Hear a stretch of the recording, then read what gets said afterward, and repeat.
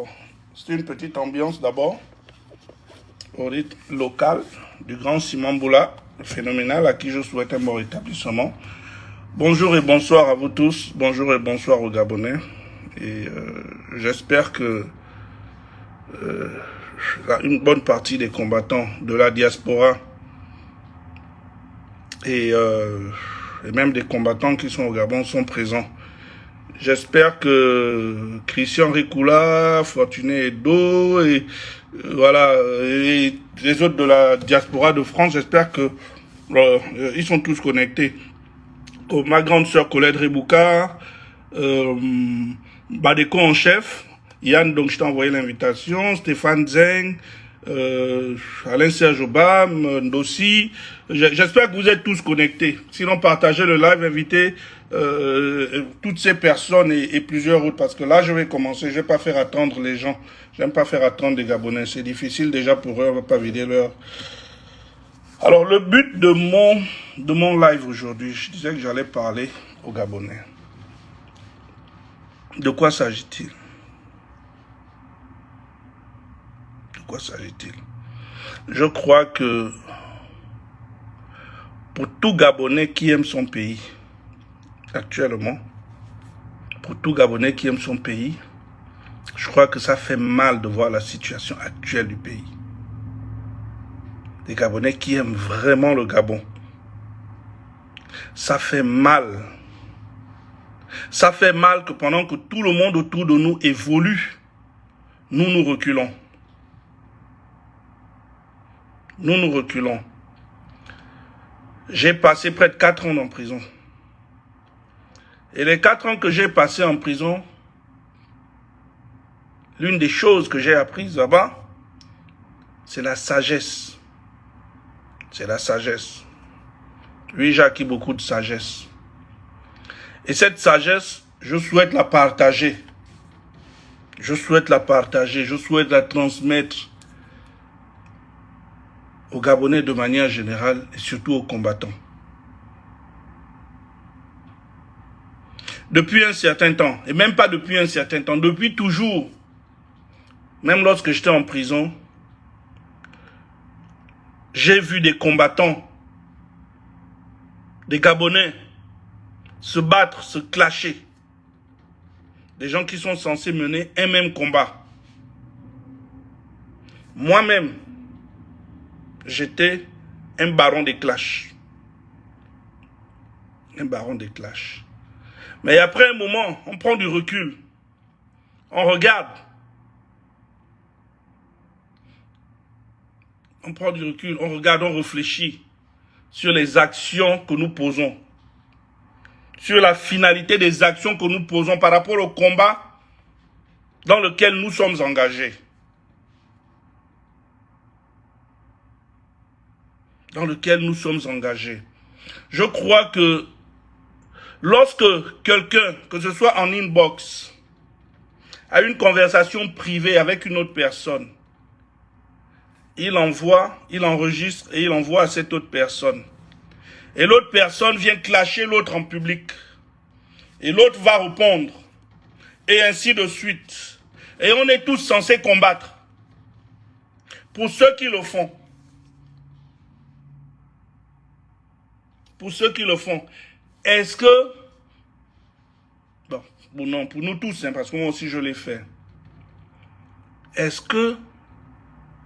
Ou bien du moins, il sera nécessaire que dès maintenant, que chacun prenne le temps, que chacun prenne un temps de recul et de regarder où étions-nous, comment étions-nous organisés avant et maintenant.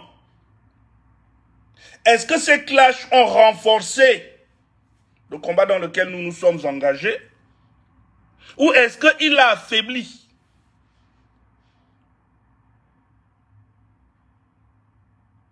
Est-ce que ces clashs entre nous a renforcé ce combat? Sommes-nous plus forts aujourd'hui? Moi, je dis non. Parce que ça n'a fait que segmenter la structure.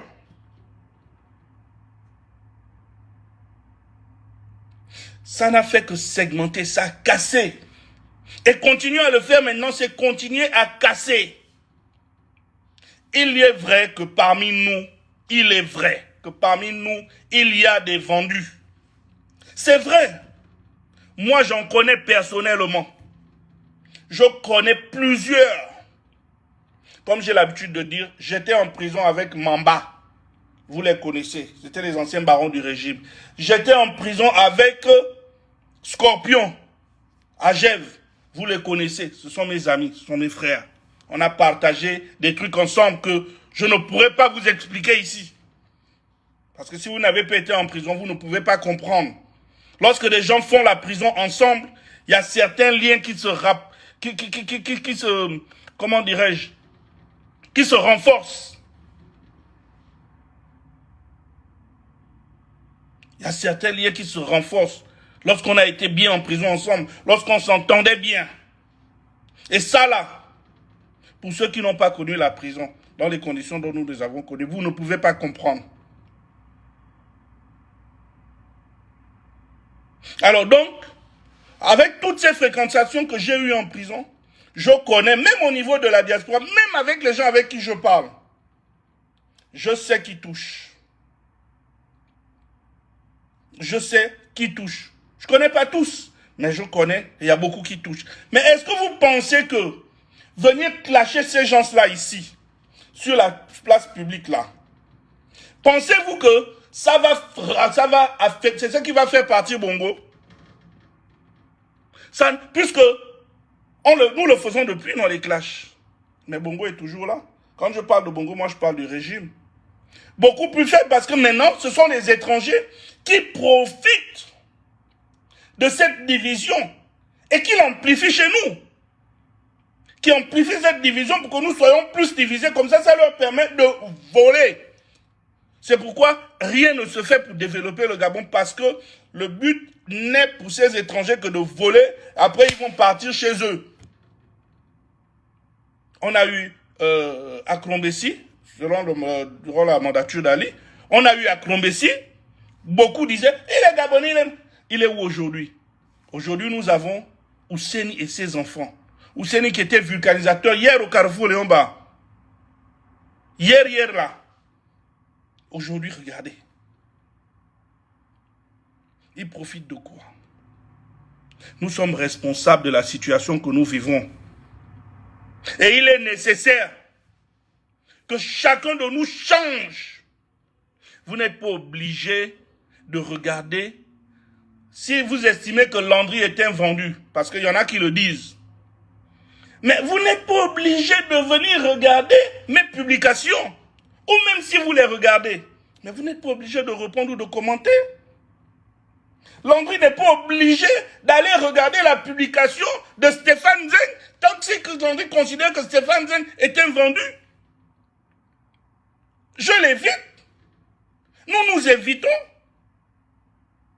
Ce n'est pas la priorité. La priorité, c'est faire tomber ce régime et ces étrangers qui profitent de la situation. Lorsqu'on aura fini avec mon expression que je dis souvent que c'est au congélateur. Lorsqu'on aura fini avec les bongos, maintenant, ceux qui veulent dire qu'ils veulent se battre, on va dérouler les tapis, on va mettre tout Libreville là. Moi-même, je serai même en tête de ça. On va mettre les rings partout là. Dans chaque carrefour de Libreville, on va mettre les rings. Les gens vont venir se boxer. Après, quand les gens ont fini de se boxer, étant donné qu'on est Gabonais, les familles même se tapent. Après, on va s'asseoir. On va finir de faire l'eau chaude. Après, on va s'asseoir et on va régler les affaires de notre pays. Mais pour l'instant, s'il vous plaît, je vous en supplie, mes frères, arrêtons les clashs. Ça ne fait grandir personne. Ça nous porte préjudice à nous tous. Nous sommes dans ce combat ensemble, même si nous ne faisons, comment dirais-je, même nous n'avons pas d'action commune. Mais nous sommes ensemble. Lorsque un de nous clash avec un autre, ce qui ressort, c'est « Oh, regardez là, ils sont même incapables. » s'ils sont incapables même de s'entendre, ils sont incapables. Nous sommes des adultes. Nous sommes des mères et pères de famille. Nous gérons nos enfants, nous gérons nos familles. Comment se fait-il que nous ne pouvons pas, nous, à notre niveau, surpasser certaines situations, surmonter, régler certains problèmes entre nous, sans qu'il y ait une cassure, un clash? Nous pouvons le faire. Mais aussi, il faut accepter la contradiction. Parce que l'opposition, nous combattons pourquoi? On ne peut pas critiquer certains et nous faire la même chose. Ça n'a pas de sens. Nous ne sommes donc pas mieux si nous ne pouvons pas surpasser.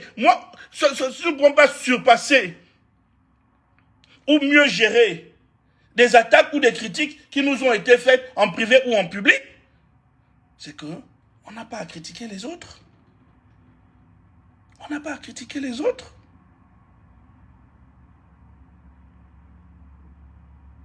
Il faudrait pouvoir accepter les critiques. Il faudrait pouvoir, ok, même si vous ne l'acceptez pas, mais gérer ça autrement. Est-ce que tous les problèmes avec votre femme ou votre mari, vous allez les placer, vous venez sur la toile? On ne fait pas ça.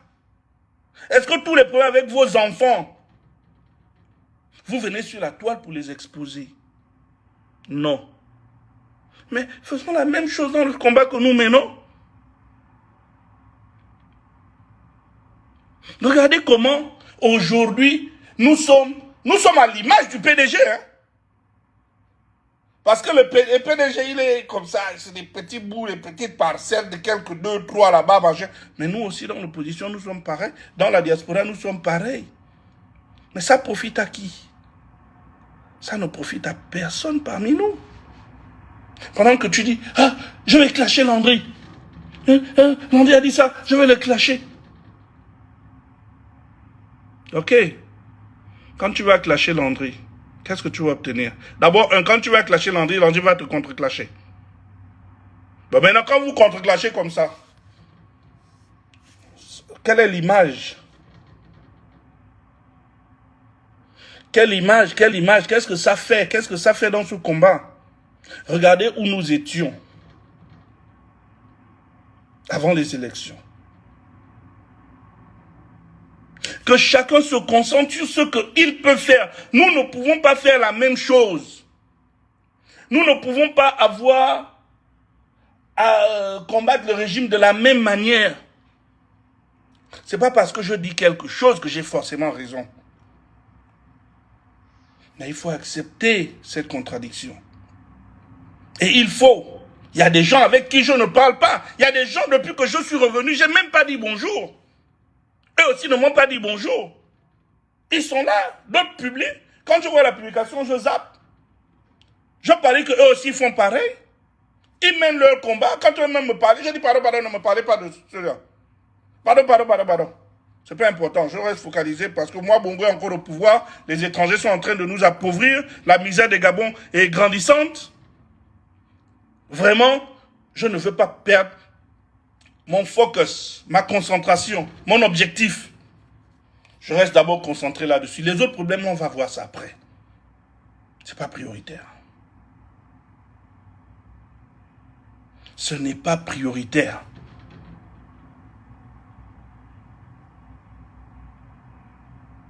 Arrêtez ça, les gars, s'il vous plaît. Je serai en France la semaine prochaine. Je compte rencontrer certaines personnes dans ce cadre.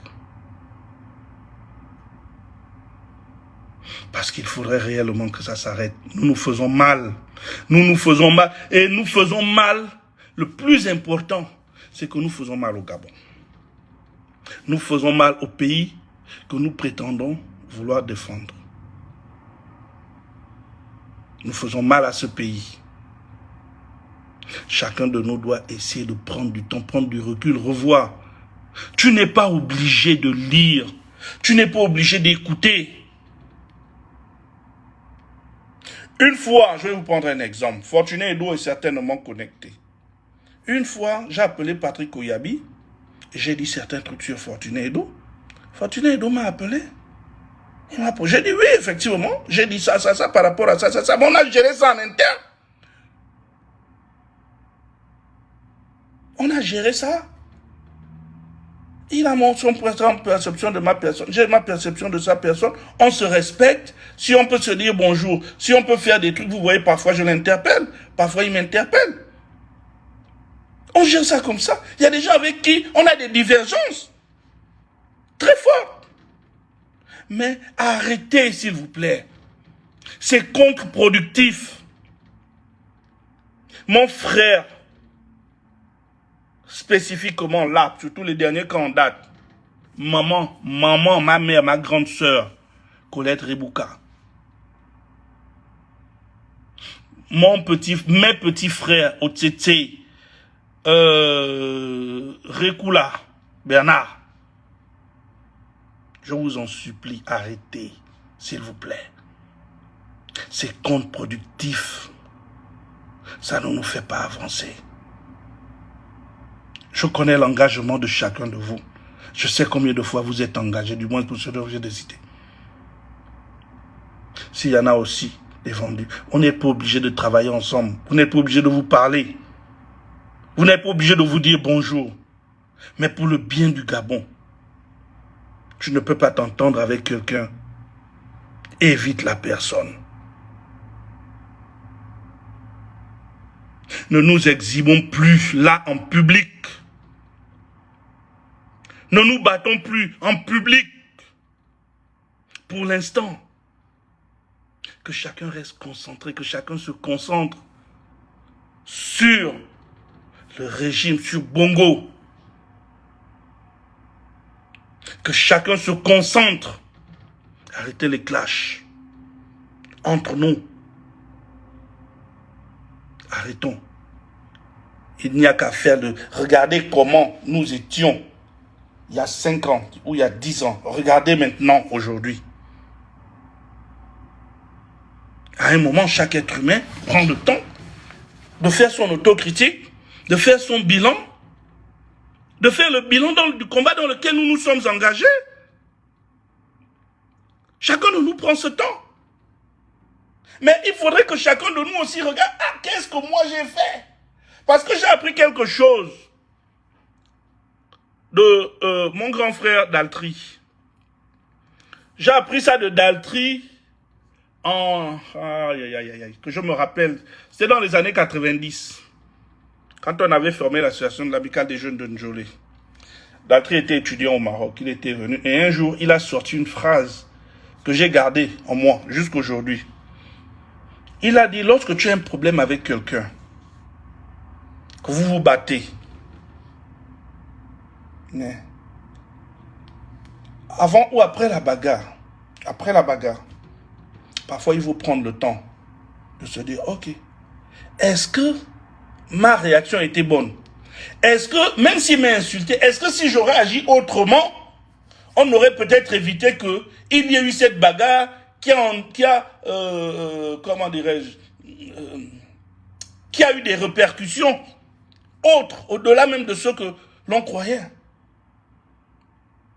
Quand quelqu'un vient t'insulter, dis-toi, bon, si je réponds, qu'est-ce qui va se passer?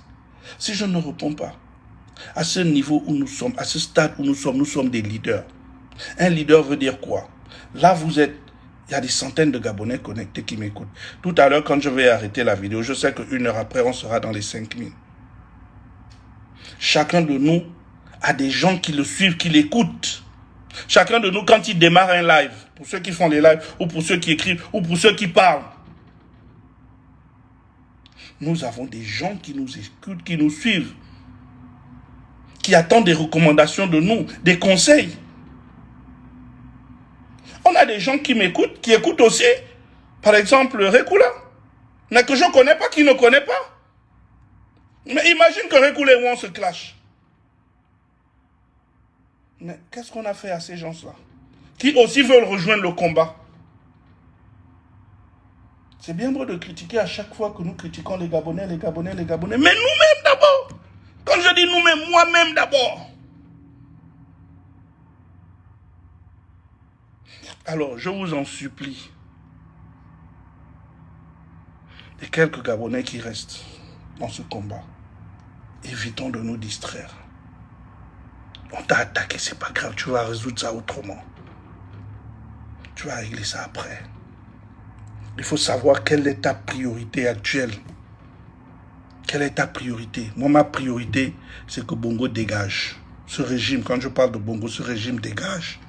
Parce que ce régime ne va jamais développer le Gabon. Ce régime qui permet même aux étrangers d'appauvrir les Gabonais dans leur propre pays. Et les étrangers se le permettent parce que c'est nous qui leur ouvrons le flanc. J'ai fait une vidéo récemment sur Bitom. Mon petit frère, j'ai donné des conseils. J'aurais pu agir autrement. J'aurais pu agir autrement. J'aurais pu venir clasher Bitom. Mais je ne l'ai pas fait. Parce que ce n'est pas nécessaire. Il a fait son choix. Oh, il est machin. Il n'y a pas de problème. Je sais que, ok, les rapports que j'avais avec Bitom étaient comme ça. Parce que on avait ce qu'on partageait ensemble. Du moins certains machins. Mais non, si Bitom et moi, on ne s'entend plus sur certains trucs. Mais je décale, il décale. Pourquoi je vais aller clasher Bitom? Je vais gagner quoi? C'est en clashant Bitom que Bongo va partir du pouvoir. Non. Non. Restons focalisés. Restons concentrés sur l'objectif. Et ça, ce n'est pas seulement une affaire de combattants. Ça, c'est une affaire de Gabonais de manière générale. Pour en venir à mes frères pédégistes, vous aussi quand même, je ne sais même pas comment vous interpeller. Je ne sais pas comment vous interpeller. Vous avez, c'est quoi ce degré de mendicité là? Comment pouvez-vous être mendiant de ce qui vous appartient à ce point? Vous, mes frères pédégistes, vous ne voyez pas vous-même. Moi, j'aime pas faire des lives trop longs. Donc, mon live aujourd'hui, c'était pour dire, c'était pour interpeller, sensibiliser mes sœurs et frères combattants, mes sœurs et frères, comment on appelle, en fait, tous ceux qui combattent pour le bien du Gabon. Nous avons actuellement un sujet qui nous divise encore une fois. Et ce n'est pas la dernière, c'est peut-être pas la dernière fois. Je souhaite que ce soit la dernière fois que ça nous divise, ce sujet d'élection. Il y en a qui veulent aller aux élections. Ils veulent aller aux élections. Je ne sais pas ce qui a changé pour aller aux élections maintenant. Même en 2016, je parle devant témoin, Jean-Pierre, c'est ça, moi je voulais même parler. Parce que quand on est aux élections, parce que moi j'ai toujours dit que même Jésus-Christ ne peut pas battre Bongo à une élection au Gabon. Quelle que soit l'élection, avant chaque élection, législative, sénatoriale, comment on appelle, communale, whatever que vous appelez ça. Il y a déjà une liste à la présidence. On sait déjà que tel sera là-bas, tel sera là-bas. On va laisser quelques petites miettes à l'opposition. Pour que ceux qui veulent manger un peu, bon, chacun va venir prendre un petit bout de pain. Pour qu'on dise à l'international qu'il y a quand même une démocratie, il y a une opposition et tout ça. Rien n'a changé. Mboronto est toujours là. Donc, je ne sais pas aller participer à une élection encore. Maintenant, qu'est-ce qui va changer? Mais là, j'ai posé une question à un frère qui est leader d'un parti d'opposition. Gabriel se reconnaîtra. Enfin, c'est même pas le seul, j'en ai posé à plusieurs. L'argent que vous investissez à chaque fois pour aller aux élections, si vous investissez ça pour organiser la rue, ne pensez-vous pas qu'on aurait déjà fait tomber Bongo? Bon, même si ce n'est pas la rue, mais autre chose.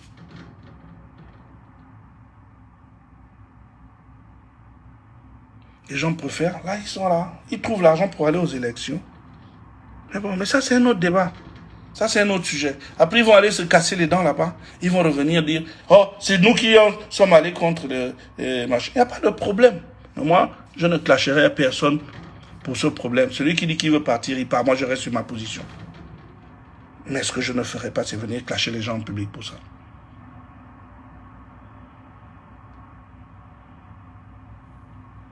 Donc, voilà ce que je voulais dire. Hervé Mengara, tu veux être dans ma vidéo? Voilà. Je t'ai déjà accepté pourtant, mais bon, bref. Qu'est-ce que tu veux dire? C'est qui d'abord Hervé Mengara? Oui, donc, voilà ce que je voulais dire. Ce que je voulais dire, j'en ai terminé. Moi, je ne fais pas des lives trop longs. Et merci de m'avoir suivi, merci de m'avoir écouté. Une fois de plus, je reste ouvert. Comme je dis, je reste ouvert. Pour ceux qui m'envoient des messages, qui machin, vous voyez, pardon, je prends le temps de répondre. Toujours. Je trouve un temps pour répondre à tout le monde. Je suis joignable par WhatsApp, je suis joignable par au Messenger pour des conseils pour tout ce qui concerne le Gabon. J'en ai terminé. Merci beaucoup. Merci d'avoir été là. Non, partagez. On se retrouve la prochaine fois que j'aurai quelque chose à dire. Merci.